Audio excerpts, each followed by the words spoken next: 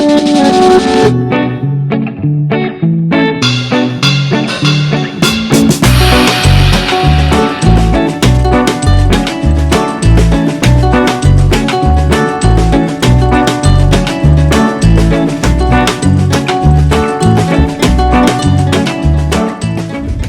guys, welcome back to my YouTube channel. It's your girl Susan here, back with another amazing video. If you're new here, welcome. My name is Susan, and if you're a returning subscriber, thank you so much. And let's get right into this video. In today's video, I'm gonna be talking about how I managed to pass my Hpcz medical licensure examination. Okay, I know a lot of you guys are like wondering, how is the exam?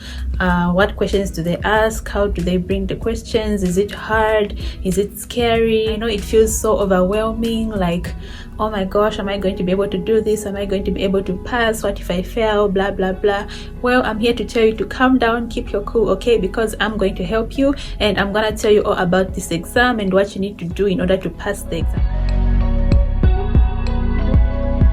Okay, so Hpcz is the Health Professions Council of Zambia, basically a medical licensure exam for foreign trained Zambian medical students. You studied outside of Zambia, whether it's in China, Russia, Ukraine, whatever country you studied, as long as it wasn't in Zambia, you are gonna have to write this medical licensure exam, because they basically just want to assess if you are eligible for a license. Okay, they just want to see if you are worthy of getting a license to practice medicine in your country. So that's basically what the Hpcz exam is. Okay,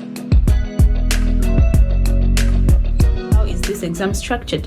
So this exam consists of two parts. Okay, it has the written part and it also has the oral part, also known as the viva part. Okay, so the written part consists of 100 MCQs. Okay, it consists of 100 multiple choice questions, of which are going to have 25 MCQs each in the 4 major departments. Okay, so what are these 4 major departments? We have surgery, we have obs and gyn, we have IMED, and we have pediatrics. Okay, so they're going to test you in these 4 major departments, in the written exam and also in the viva or the oral exam. Okay, then for the viva or the oral examination, this one is where they actually test you. Okay, they want to see your practical knowledge, they want to give you case scenarios and see how you can handle those cases, right? So you're gonna be in a room with 4 doctors. Usually they are consultant doctors who are in the 4 major departments. Okay, so a consultant from IMED, a consultant from surgery, a consultant from obs and gyn, and a consultant from pediatrics. Okay, and these 4 doctors can ask you questions in any topic in any of their departments. Okay, so this is where it gets a little bit tricky, because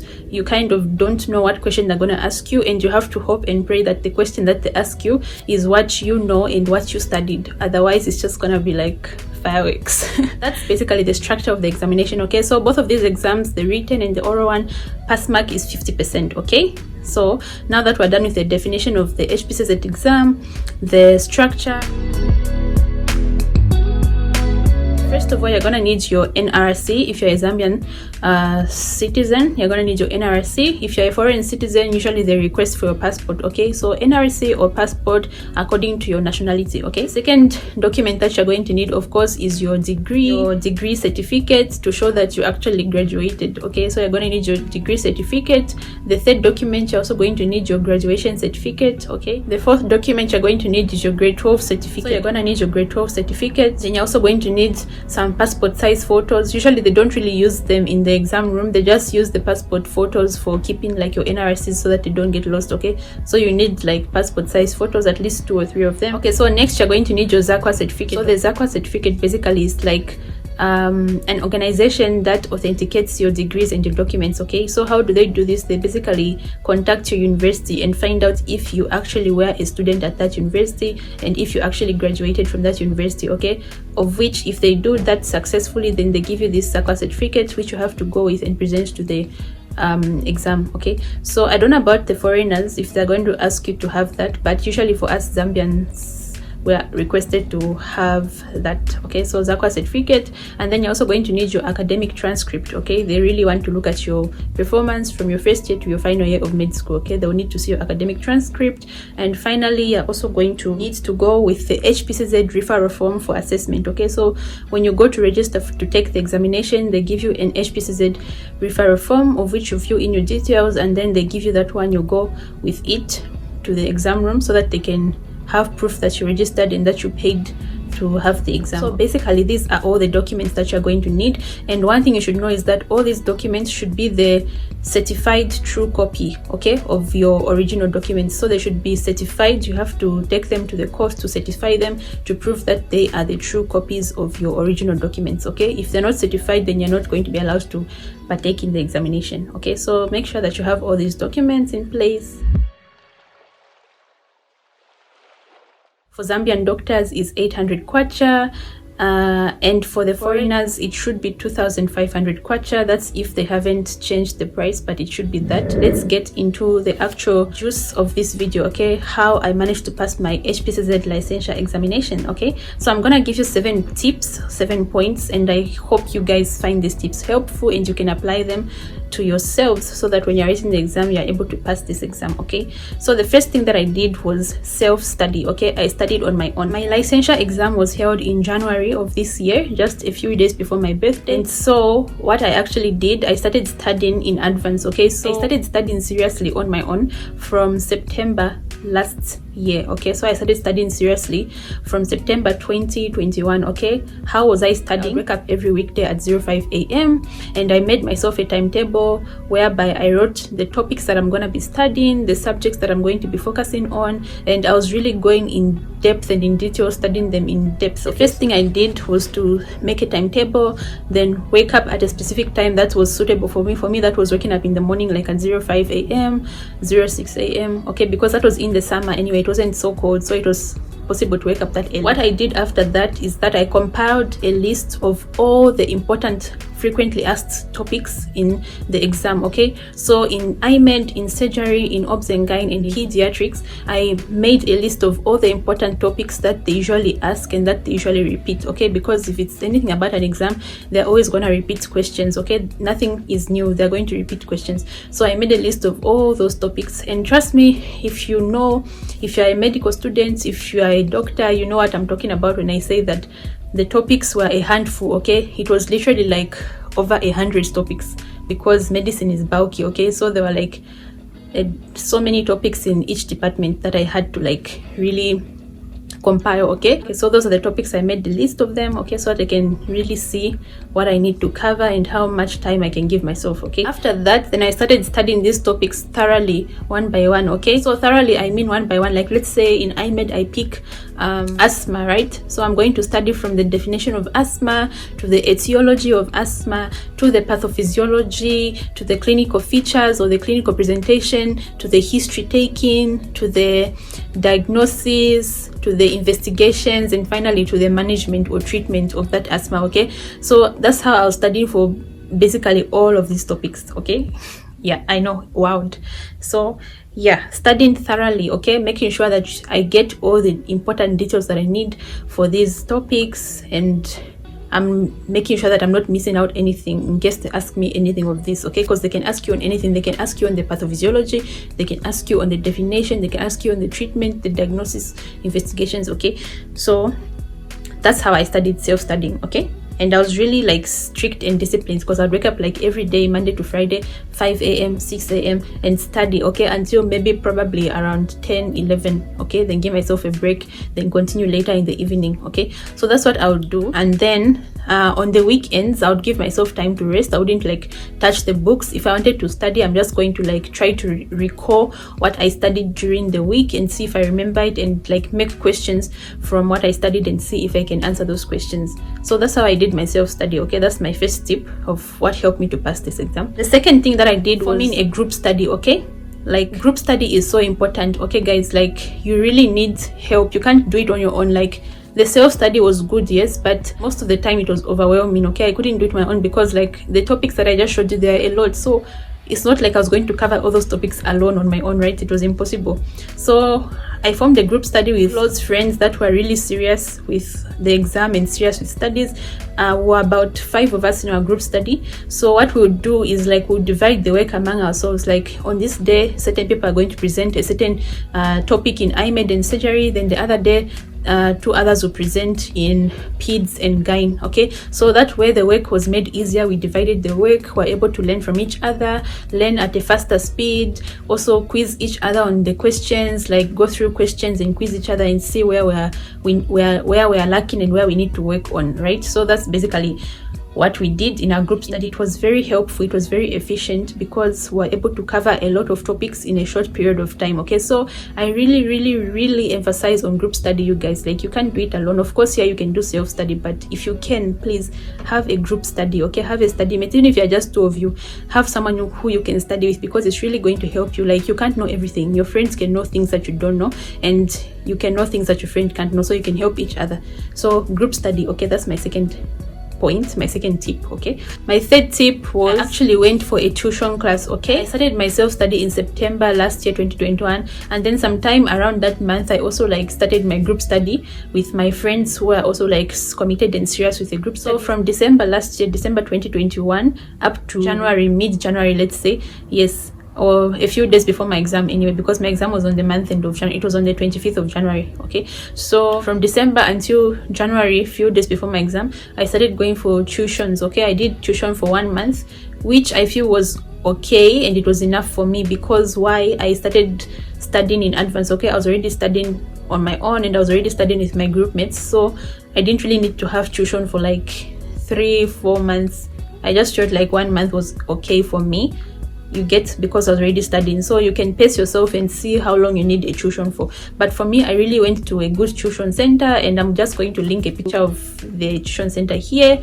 They really helped me. These guys were so good. Thank you so much, Dr. Lombe, if you're watching, Dr. Chapula, and team. Okay, all of you guys, thank you so much. Like, they are really good. Okay, they really taught us in depth important topics. They taught us how to answer the questions. They taught us how to study smart. Like, you can't study everything. Okay, you just study the important questions, the important things that are asked. So this tuition center really helped, and I'll just link it here in case you guys want to go for tuitions. You can contact these people. Okay, along with my third point, I also started going through past exam questions. Okay, so usually for Hpcz exams, the questions are usually repeated. Okay, they have certain topics that they love to ask questions from. For example, let's say in obs and gyn, most definitely you're going to get a question in hypertensive disorders in pregnancy, or you're going to get a question on Hpcz. Okay, all these questions are very common questions. They usually come. I started going through past exam questions with my friends, sometimes on my own. Like, we try to ask each other and see if we can answer them, and see where we are lacking, where we need to study more. And this really helped. Okay, whatever level of education you are, okay, whether it's in high school, preschool, secondary school, university, getting your license, you really need to be going through past exam questions, because it's very helpful. It's going to help you a lot. Okay, most of the time in these exams, they never bring new things. Okay, they repeat the questions. Okay, so repeating the questions really helped me, because some of the questions I was asked were actually asked to other students. So yeah, it helped. Okay, so go through past exam questions, and that's going to help you. Okay, I spent most of my time at the hospital. Okay, so when I went to Lusaka, for my tuition, sometimes I was privileged to have the opportunity to go to do a night call with the doctor. Okay, I'm just going to insert a picture here of when I went to my Nasoko Military Hospital, which was a very great experience for me, and I also made it in my vlog. My vlog of traveling to Lusaka for my license exam. So if you haven't watched that one, go and check it out. So yeah, we went to this military hospital, which was really amazing and cool, and we learned so much stuff. Okay, it was just so amazing. We got to do practical things, we got to see practical equipment, we got to see everything that like is used in things that they might ask you in, because sometimes the Viva parts can become practical. Okay, they can bring you a device and tell you to assemble it, or they can ask you to narrate a procedure. Like, let's say they ask you to talk about how an MVA is done, or how to insert a nasogastric tube or an IV tube, or how to read an x-ray, you know, like those kind of things. I found that going to the hospital really helped a lot, because I was able to like see those procedures being done. Okay, I was able to see the senior doctors do the procedures, and sometimes they would ask us to assemble the same equipment to like do the procedures ourselves. Okay, so it helped a lot in case when they ask you to say that procedure, you're able to recall when you actually did that procedure. Okay, so I would advise, if you have the chance or the opportunity, try to go to a hospital where you can do some calls or work at the hospital and get practical. Okay, because most of the vivas are going to ask you practical things. Okay, so yeah, I used what is known as active recall when I was studying. Okay, I used active recall. So if you guys don't know what active recall is, I'm just going to link up this video that I did before of how I studied in med school to never fail. I talked about active recall there in detail, so you can just check out that video and go watch what active recall basically is. Okay, so I used active recall in my studies, in my practical studies, and it helped a lot. Okay, it really helped me to be ready for my exam and remember most of the things that I studied. So you guys check out that video, and you can also look up what active recall is. Okay, yeah. My 6th point of how I passed my license exam, which is a major one for me, is that I knew the right material to use. I knew the type of books to use. I knew the type of questions to look for. Okay, so if you guys want to pass this exam, it's very important that you have the right kind of materials. Okay, because you can't just study any type of book.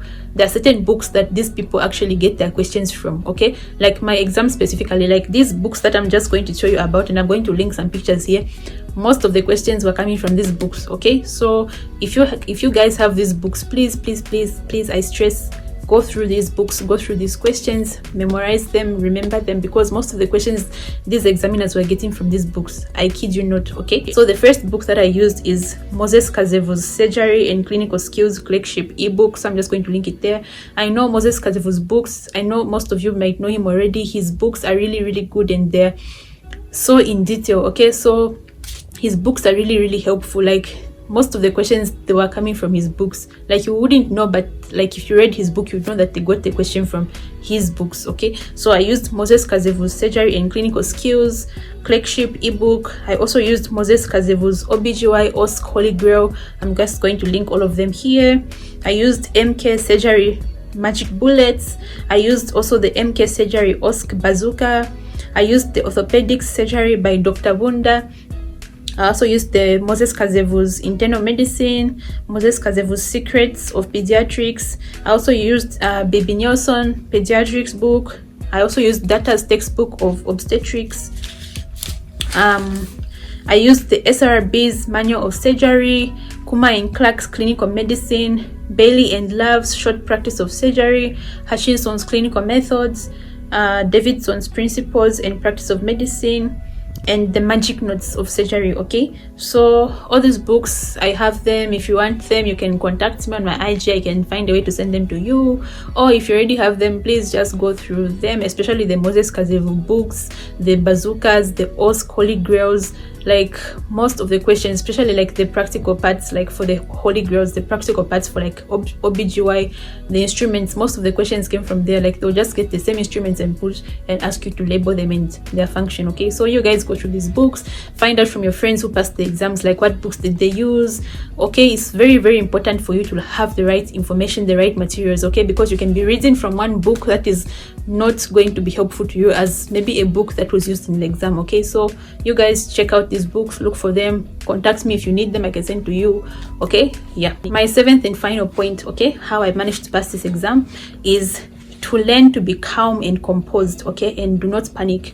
I know it's easier said than done, and trust me, take it from me, I myself panicked in my exam. Okay, the first question I was asked in my viva, in my oral exam, was from IMED, and I was really panicking. So when I answered the question, I answered the wrong thing, and I even knew that I messed up and I fumbled. Okay, and the good part is that I was able to ask them for a fresh start. Okay, I was able to ask them if I can start again and re-answer the question, of which they allowed me. And when I restarted the question and answered it again, I actually got the question correct. Okay, I actually got it right, and they told me very well, that's what we wanted you to say. So what I'm trying to tell you guys is that don't panic. Even if you make a mistake, it's okay to ask them to start again. Okay, it's okay to ask for a chance to repeat yourself to start again. Okay, most of the time we are scared, we panic, we rush, we don't think before answering the question. We just answer because we're trying to keep time. We're not trying to lose points. We're not trying to look like uncomposed, but just take your time, breathe, think the question through and then answer it. Okay, so I can advise you to, like, when you're going for the exam, carry a bottle of water. Okay, when it's like about time for you to be called, you can drink that water to help you calm your nerves down. You can also say a short prayer. You can also just think of something nice, just think of something that makes you happy. Okay, and just be calm and enjoy the moment. Okay, don't be scared, because if you are scared, they're also going to intimidate you. Okay, so just go there cool, calm. Even if you don't know the question, just try to like buy time and try to like recall what you can recall. Okay, yeah, don't panic, just be confident, be calm, and remember that you got this. Okay, you can do it. Okay, if we can pass, you can also pass. Okay, you guys, those are basically my tips, my 7 tips of how I managed to pass my Hpcz licensure exam. Tell me what you guys think in the comments. Do you find this video helpful? Let me know. Also, maybe if you had your own tips that you used to pass the exam, if you already wrote the exam, let me know how you managed to pass the exam. Let me know the tips that you used. You can leave and share in the comments so that other people who might come to watch the video can see in the comments and can learn from you, can learn from us. Okay, so all in all, guys, I just hope this video has been helpful to you guys. If you're writing your license exam very soon, I just pray that you'll be successful. I believe you can do it. Be calm, be confident, go in there and show them that you are the boss, that you got this. Okay, so thank you so much for watching this video, guys. Please don't forget to like it, subscribe, share. Okay, and yeah, let's keep growing. I love you guys. Thank you so much for supporting my videos, my vlogs. Thank you. I'm really doing my best to give you great content. Okay, so thank you for supporting, and yeah, I love you guys. I will see you in my next video. Until then, it's bye. I don't know how we got here, but